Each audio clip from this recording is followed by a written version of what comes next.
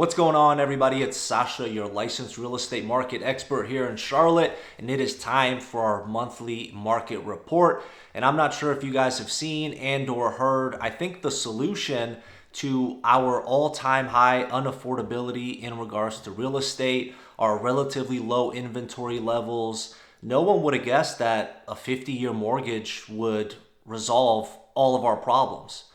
Now, I'm obviously being sarcastic, but this is something that's been floating around now for the last week or two. And obviously, there are some pros and cons. However, in my opinion, I think I'm leaning more towards this is a con for the housing market. If this starts to become the normal, you will most likely have an influx of buyers, more specifically first-time home buyers that really want to get into the market. And if you're looking at about a $600,000 home, a 50-year versus a 30-year, you're probably going to be saving about $300 a month. Now, I get it. Most people on average live in their homes for about 5 to 7 years. So that full maturation for the life of the loan doesn't really happen in most cases. But the problem with this, if this starts to become the new normal, if this actually becomes a thing, there's going to be a very short window of people that jump into the market like they did when interest rates were very low. That is going to cause the home prices to go up. Once that short window closes, there's literally going to be no difference in what you can get today with a 30-year versus a 50-year. Because if the home prices jump up 5, 10, 15 plus percent, it really makes no difference than getting a 30-year mortgage today.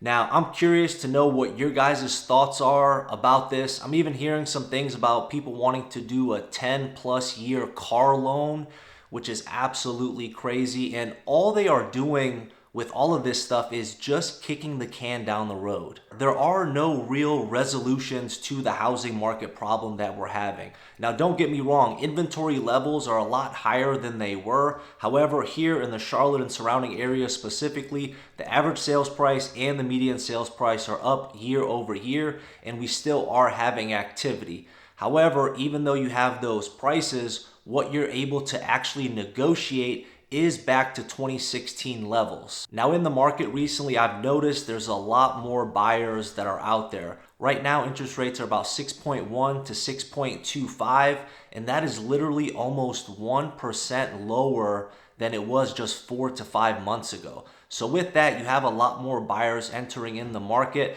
But once we jump into the stats here, I'm not seeing it correlating with the market data. The buyers that I'm working with, they're getting some really good deals, and you're obviously seeing the houses sit on the market a lot longer, which is putting a lot more pressure on the prices to come down. All across the board, prices have not come down. And again, as I mentioned so many times, it's going to take a really long time for that to happen. Most people think, hey, the market's just started correcting this year.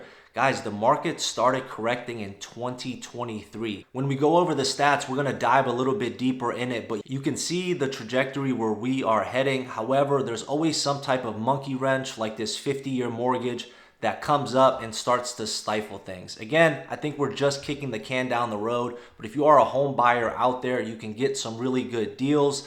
Sellers, I think you need to get ahead of the market. Times have changed. It's not the same market. 80 to 120 days on market will be the new normal in the next 6 to 8 months. And I'm already seeing some investors start selling off some of their portfolio because some people feel that the times are getting worse. Right now, we're in November. I told you from October to January, February, for the buyers out there, great time to get a deal. Once spring and summertime rolls around, depending on what happens in these next couple of months, it's going to be very interesting. We still need more inventory in the market. However, we're seeing the buyers be a lot more picky, a lot more options to choose from, and people are walking away from houses now, even when they're under contract, and it's becoming a lot more common. Before we hop into the stats, I want to talk about a couple more things here with you really quick. One of those being the Mecklenburg County sales tax increase. Starting July of 2026, we're going to be seeing a 1% increase in regards to sales tax. Right now, we're at 7.25%. It's going to be 8.25% starting in July. Now, what this is going to cover, it's going to go towards rail projects, road improvements, buses, and micro transits. Not really sure what micro transits are, but I'm assuming it's transportation in relatively small areas. For example, here in South Park, we have something that's called the Skipper, or it's called the Hopper. And essentially it's these Teslas that are baby blue that are driving around the South Park area, and they give you rides for free. So if you're at the mall, you want to get dropped off at Whole Foods, you want to go to Piedmont Row, you want to go to Bobby Flay's Burgers, they charge you nothing because you're in the area. Now, all in all, this is expected to raise a lot of money and obviously help with our infrastructure, which is a very good thing. And they are projecting that it's only going to add $19 a year per household. How accurate that is, I'm not really sure, but I'm not surprised because the cost of everything is going up. Another thing that I want to cover, due to the hurricane last year, Hurricane Helene, property insurance has skyrocketed. My insurance, I was paying roughly about $1,200 per year. I just had an $800+ increase. So instead of me paying $1,200 like I normally was, now I'm paying around $2,100 a year, which is absolutely crazy. And I talked to my insurance guy and he said, this is due to that hurricane. Even though Charlotte wasn't affected, even though it was an hour and a half to 2.5 hours away where the damage was, unfortunately, we have to pay for that. So don't be surprised if you get something in the mail from your insurance company and seeing an astronomical increase in your home insurance.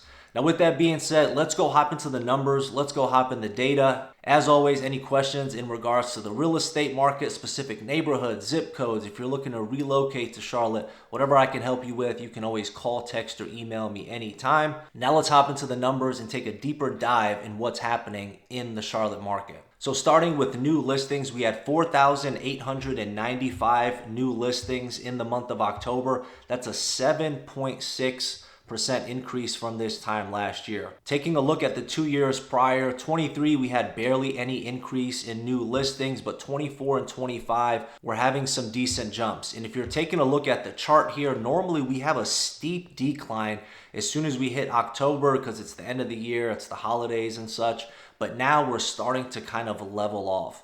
All in all, the new listings are continuing to happen, and I'm seeing a lot of neighborhoods with multiple properties that are for sale in the neighborhood. Price ranges, like always, will vary, and that does include new construction. While I'm on that new construction note, if you're interested in new construction, builders are giving really great incentives, and I'm seeing some communities slash prices by $20,000 to $30,000, if not $50,000+. If you're in new construction, start taking a deeper look at some of these communities because they have some really great deals happening due to not as much activity as they were used to the past couple of years. Now jumping into pending sales, we had 3,721 home sales pending. That's a 6.8% increase from this time last year. And I think a lot of people have started to catch on, especially buyers. If you want a better deal, you're going to get it from September through January, February. Can you get deals in the spring and summer? Of course. However, it's just a lot less likely than it is right now in this current moment. Now, the new listings are up 7.6%. Pending sales are up 6.8%. We still have that discrepancy, which is what is building our inventory. As inventory builds, things should get a little bit better. Like we said in the beginning of the video, for prices to come down across the board, it's going to take a long time, but you don't need to wait because you can negotiate a lot in this current market. How long that will last, we'll see. A lot of factors at play, but as of right now, that's definitely what I'm seeing with my clients. Now moving into days on market, came in at 54. That is a 28.6% increase from this time last year. Take a look at the graph that you guys are seeing right here. You can see exactly where the trajectory is heading. Look at 2013. Look how the days on market keeps going down and down and down to our lowest point ever, which was 2022. And now look at the trajectory that we're heading backwards. As long as things continue the way that they have, we can expect the days on market to go up. And as I said, I am anticipating that the average days on market will be 60 to 80 here in the next 6 months or so, and then 80 to 100 plus in the next 12 plus months or so. Of course, that is unless they start doing some crazy things with the rates and or this 50-year mortgage starts to get introduced. These numbers will change due to more buyer demand. Now let's jump into pricing. Average sales price came in at $511,000. That's a 4.7% increase from this time last year. However, we are down roughly about $22,000 from our all-time high. The market and activity is staying relatively stable. That's why you're seeing the prices stabilize. On a case-by-case basis, I mentioned I'm seeing more foreclosures, I'm seeing more judicial sales, I'm seeing more desperate sellers start to actually realize that their home is not worth what they think it is. Looking at some of these closed sales, I've seen houses sell for $50,000+ below the listed price depending on a bunch of different factors. Now jumping into the median sales price, which in my opinion is a lot more important than the average because it tells us how strong our market is. The average takes into consideration the $200,000, the $300,000, the $400,000 homes, and it also takes into consideration the multi-million-dollar homes. The median, which is where a lot of first-time home buyers and things like that are trying to get in the market, this more accurately tells us how stable the market is. Median sales price came in at $400,000, and that's a 1.8% increase from this time last year, and we're roughly down about $15,000 from our all-time high. Again, according to this data, it's saying that the market is still relatively stable. Now hold that thought because this is something I wanted to talk to you guys about, and that is the percentage of the original list price received. Essentially, this is telling you on average what you can expect to pay for a property after you are closed. So after you've done your negotiating and your inspections.